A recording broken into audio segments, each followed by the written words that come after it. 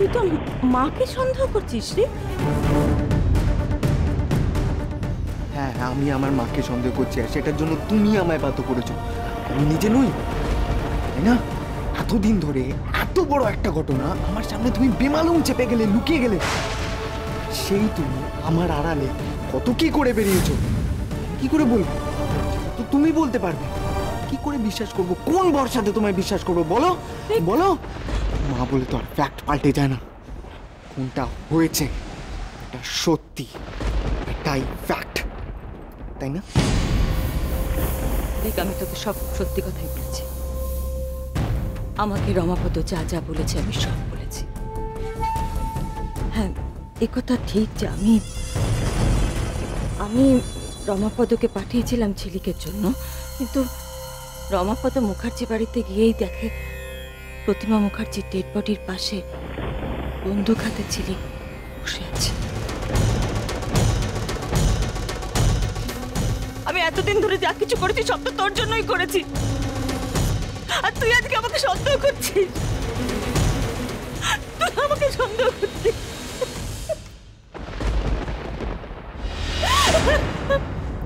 রিক, রিক,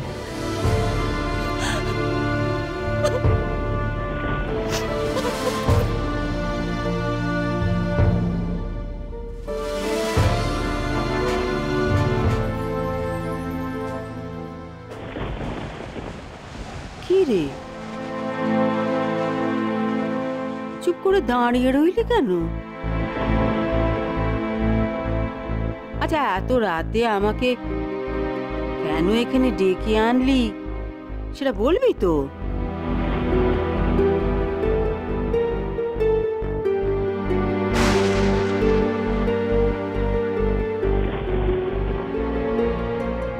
কি রে ছোট খোকা, আশ্চর্য তো, কি হয়েছে কি তোর?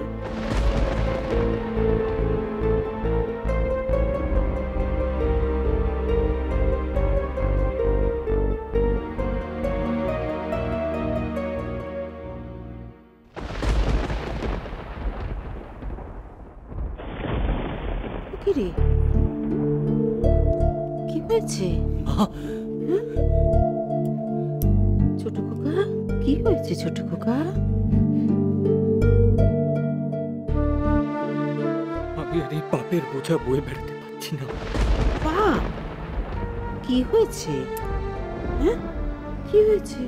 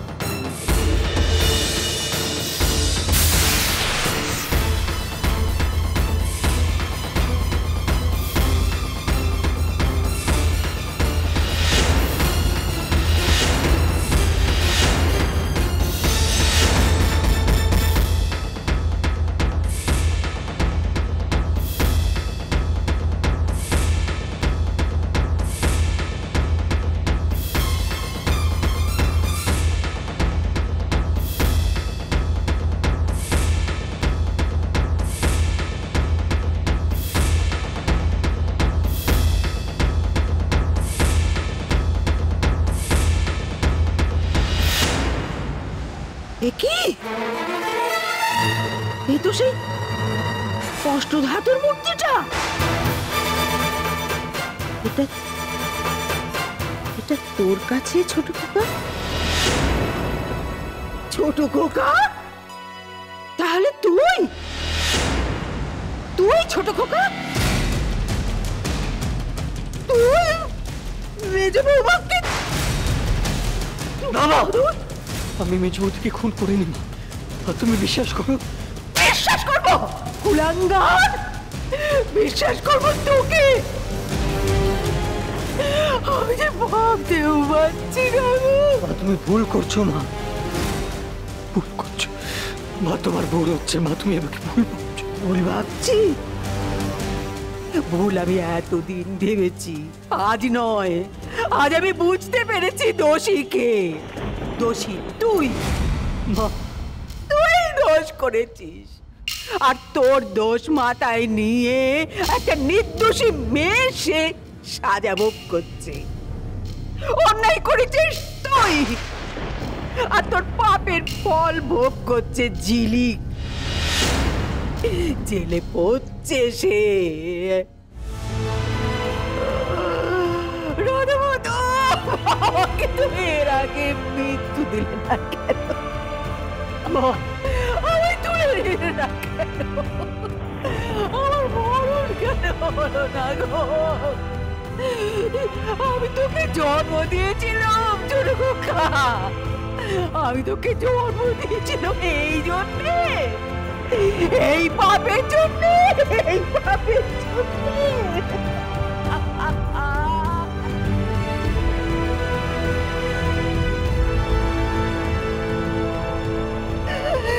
রাধা মাধব,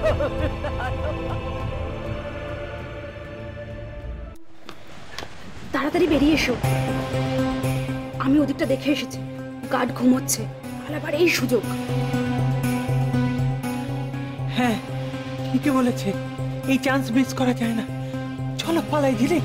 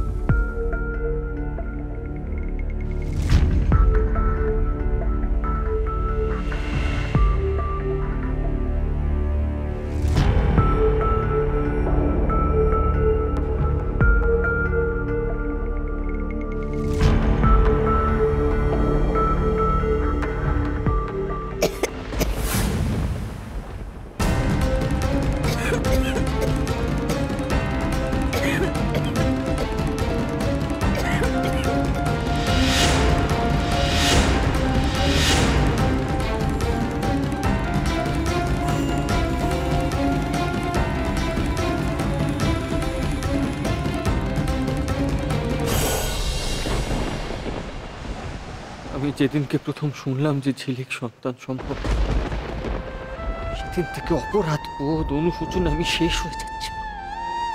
প্রতিনিয়ত আমি শেষ হয়ে যাচ্ছি। তোমরা অন্তত মূর্তি চুরির অভিযোগটা ওর উপর থেকে তুলে নাও।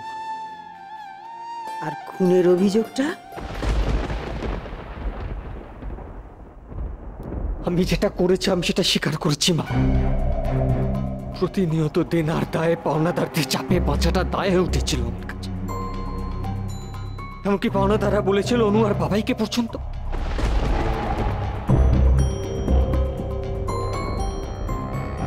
কোনো উপায় ছিল না মা। আমি আমার এই অবস্থার কথা প্রথম মেজবৌতিকে জানাই।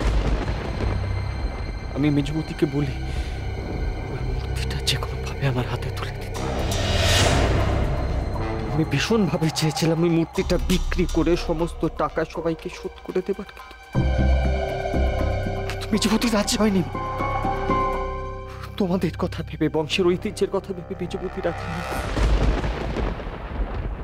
আমি মেজবতীকে ফোনে অনেকবার বোঝানোর চেষ্টা করেছিলাম, মেজবতীর সাথে আমি দেখাও করেছিলাম,